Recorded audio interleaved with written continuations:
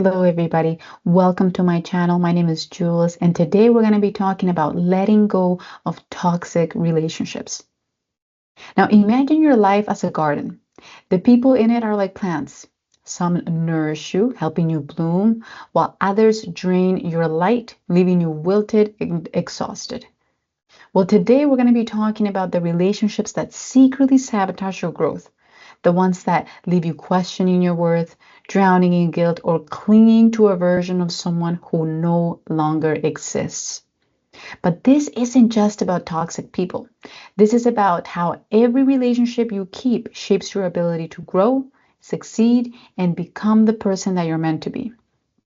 By the end of this video, you'll learn how to spot relationships that hold you back, understand why letting go isn't cruel, it's absolutely necessary, and finally, make space for connections that propel you forward. So let's start with a story. A Reddit user shared how 5-year friendship slowly became a prison. For years, they listened to their friends' endless struggles, whether it was breakups, job losses, family drama. But when the user faced their own crisis, a parent's illness, their friend shrugged it off. Everyone goes through stuff. No calls, no check-ins, just silence.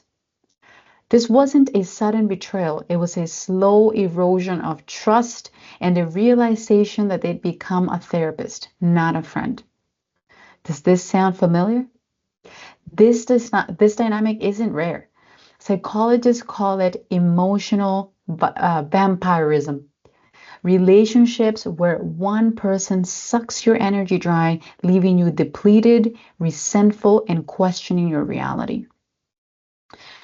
But here's what's rarely said about this. Every minute that you spend managing someone else's chaos is a minute stolen from your own growth. Your relationships are either wind in your sails or anchors dragging you down. Think about it. The people closest to you influence your habits, they influence your beliefs, and even your nervous system. A Harvard study found that 90% of your success is determined by the 5 people you spend the most time with. And this is because humans, they mirror behavior. If your circle complains constantly, you'll normalize negativity. If they prioritize growth, then you'll stretch your limits. But when you cling to relationships rooted in guilt or nostalgia, you're not just sacrificing peace, you're sacrificing potential. Staying in misaligned relationships is like training for a marathon with someone who keeps pulling you backward. You might finish, but you'll never know how fast you could have run. We often underestimate the cost of these relationships. A 2022 study in the Journal of Social Psychology found that one-sided friendships increase cortisol levels by 35%, the same spike as chronic work stress. But beyond anxiety, they rob you of focus. Every hour spent soothing someone's drama is an hour not spent building your business, nurturing your passions, or resting. Over time, your goals get buried under their emergencies. You start to believe, I don't really have time to grow, when the truth is that you've handed your time to people who don't value it. And honestly, if your relationships don't align with your aspirations, you'll either abandon your goals or you'll abandon yourself. So let's break down 4 red flags that signal it's time to prune your garden. First, one-sided energy. Do conversations loop back to their problems? Do they dismiss your wins? These are things to think about. Second, values clash. Do they mock your goals or pressure you to compromise your boundaries? That's another thing that you have to think about because it's going to be really important. Third, emotional blackmail. Have you heard words like, if you do this, I'll leave, or after all I've done for you?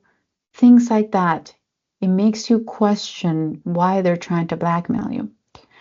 Fourth, the resentment hangover. You feel drained, insecure, or small after interacting. These relationships aren't just bad, but they're misaligned. And alignment isn't about judging others. It's about asking, does this connection help me grow or does it keep me stuck? Letting go isn't about blame. It's about boundaries. And you can start small. Stop initiating plans. Mute their notifications. If they demand an explanation, just keep it simple. This isn't working for you anymore. You don't owe them a debate, and you don't want to, again, get into a negative state of mind. For relationships steeped in history, like childhood friends, this feels really hard, almost impossible. But I want you to ask yourself, does longevity justify the pain? Remember, you can love someone from a distance. Grieve the relationship you hope for and stop watering dead soil. When you create space, healthier connections rush in. You know that Reddit user that we talked about? After ending that friendship, they joined a hiking group. And within months, they launched a side hustle with a new friend who shared their goals. For the first time in years, they felt unstoppable. Healthy relationships feel like sunlight. They're reciprocal. They celebrate your growth instead of competing with it. They respect your no. But how do you find them? Well, you can start by being the friend you deserve. Show up fully. Practice vulnerability and pay attention to how people respond. Do they lean in? Do they ask, how can I support you? Do they root for you? Those are your keepers. As for the rest, thank them for the lessons, but don't let them occupy prime real estate in your life. You're not a rehab center for broken people. You're a garden and it's time to bloom. The people in my life currently add significant value to my life and I to theirs. We want the best for each other, we push each other, and we're able to share truths. Our friendships allow us both to be the best version of ourselves. We are aligned. It doesn't mean we don't have bad days because no one is perfect, but we genuinely seek to be there for each other, to uplift, to overcome, and to become more. I no longer spend too much time in spaces that drain me, that make me feel bad, places where we make fun of people or put people down. I seek to be in a high vibrational state, and those energy vampires not only drain my energy, but bring me down to lower vibrational states. I also want to clarify that it's not about perfection.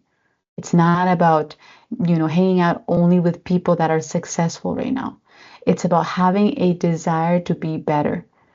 I'm friends with people from all walks of life and all stages of life. So it's important to know that you're not looking for friends that are perfect. You're looking for people whose goals align with yours. Your relationships don't just impact today, they shape your legacy. Think of the mentors who pushed you, the friends who believed in you when you doubted yourself. Those connections compound over time. Conversely, every misaligned relationship steals energy from your future self. Imagine where you'll be in 5 years if you keep nurturing weeds instead of flowers. Now imagine pruning ruthlessly, leaving only those who inspire you to grow. Which future feels worth fighting for? Think about it. Thank you so much for watching. I hope that this video was valuable to you. And if it was, please hit that like button and subscribe. Thanks again.